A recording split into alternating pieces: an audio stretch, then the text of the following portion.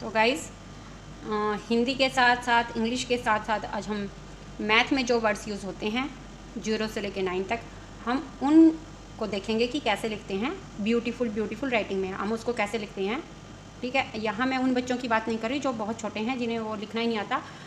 उन बच्चों को तो आप मैं एक अलग से वीडियो बना दूँगी कि आप उन छोटे बच्चों को कैसे लिखवा सकते हो, कैसे राइटिंग के लिए उनको थोड़ा सा रेडी कर सकते हो। पर ये जिन बच्चों को लिखने आता है और वो उसको क्लियरली और नीटली नहीं लिख पाते हैं, तो उसके लिए आप मैथ के इन 0 to 9 को कैसे लिखवाओगे। ठीक है, फर्स्ट टाइम हम सिंगल टाइम्स प्रैक्टिस इसकी करेंगे, लाइक दिस 1, ओके, 2, 3, 4, 5, 6, 7, 8, 9 और यहाँ 10 लिखने के बजाय हम जस्ट 0 लिख देंगे। इसको शून्य भी बोलते हैं, वो वाली 0 लिख देंगे। सेकेंड टाइम पे हम इसको क्या करेंगे, इन्हीं को हम 1, 2 इकट्ठा लिखेंगे। थर्ड टाइम हम इसको 3 टाइम लिखने की ट्राई करेंगे। वो टाइम हम इसको ऐसे और फिर हम इसको 4 टाइम लिखने की ट्राई करेंगे। ऐसा लिखने से गाइस क्या होगा कि आपका बच्चा ये भी सीख जाएगा कि हमने 1 को या कोई भी जो हम 1 2 3 लिख रहे हैं उनको हमने कितना स्पेस दे के लिखना है। तो कई बार बच्चे उसको ब्यूटीफुली लिख तो पाते हैं, पर उनको ये नहीं समझ में आता कि हमने स्पेस कितना देना है। तो ऐसा लिखने से क्या है, स्टार्टिंग से ही आपका बच्चा स्पेस देना भी सीख जाएगा।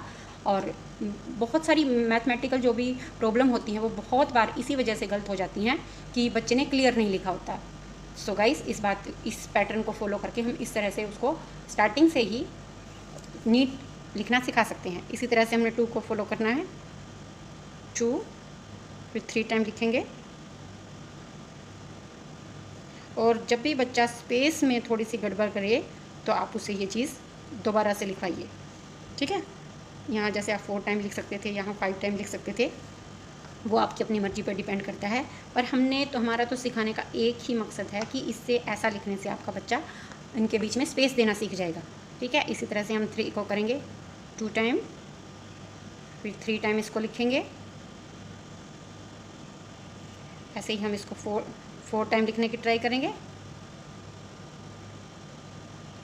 ठीक है, मतलब वो अपने अकॉर्डिंग से कहीं 2 टाइम कहीं 3 टाइम लिख सकता है, 5 टाइम, क्योंकि बड़े जहाँ फिर आगे उसको लिखना होगा तो बहुत बार ज़्यादा भी लिखना होगा।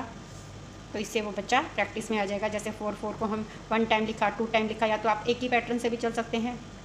3 टाइम लिखेंगे, फिर 4 टाइम लिखेंगे, देन हम इसको 5 टाइम लिखेंगे। ओके, इसी तरह से 5 को कर सकते हैं, इसी तरह से हम 6 को कर सकते हैं, इसी तरह से हम 7 को कर सकते हैं, इसी तरह से हम 8 को लिख सकते हैं, 9 को, और फिर लास्ट में हमारी जो बचती है 0, 2 टाइम्स 0 होगी। फिर हम इसको 3 टाइम लिखने की ट्राई करेंगे, फिर हम 4 टाइम लिखने की ट्राई करेंगे, और फिर हम इसी तरह से आप कंटिन्यूटी में इसको करते जाओ। और फिर हम ऐसा लिखने के बाद कैसे ट्राई करेंगे कि हम इसको सेम वर्ड ना लिख के हम इसको ऐसे लिखेंगे 1 2 3 4। इसी तरह से हम 1 2 लाइन ऐसे ही लिखेंगे इसकी 1 2 3 4। हमने ध्यान देना है कि बच्चा इसके बीच में जो स्पेस दे रहा है वो ठीक ठाक स्पेस दे कि बच्चे को क्लियर थोड़ा सा समझ में आए, क्योंकि आगे जैसे ही चल के हमारे पास जैसे प्लस के लिए कुछ आगे आ जाता है इंटू 5, यानी बच्चे उसको टच ना करें और उन्हें वो क्लियरली समझ में आए। तो ये हमारा स्पेस का हमने वर्ड्स के साथ हमने इसको, जैसे भी ये बच्चा 6 बना रहा है, इसके साथ साथ ये भी ध्यान रखना है कि वो इसमें जितना ज़रूरत है उतनी गैप भी अब उसके बीच में रखे। तो गाइस, इसी पैटर्न को थोड़ा सा ध्यान में रखते हुए आप अपने बच्चे का जो मैथ में वो राइटिंग है उसको भी सुधार सकते हैं। थोड़ी सी प्रैक्टिस की ज़रूरत है, यह बहुत आसानी से इजीली हो जाता है, पर कुछ डेज तो आपको इसकी प्रैक्टिस के लिए देने पड़ेंगे। और इससे हमारे आगे मैथमेटिकल जो हमारी प्रॉब्लम है वो उनमें मिस्टेक कम से कम होगी, क्योंकि अच्छा साफ़ सुथरा लिखा होता है तो वो हमें अच्छे से समझ में आता है और उसको हम सॉल्व भी अच्छे से कर पाते हैं। और ट्राई कीजिएगा, आपका बच्चा जब भी स्टार्टिंग में लिखने लगे तो वो जब जिस भी स्टैंडर्ड में हो आप वो 2-4 दिन पेंसिल से ही लिखें।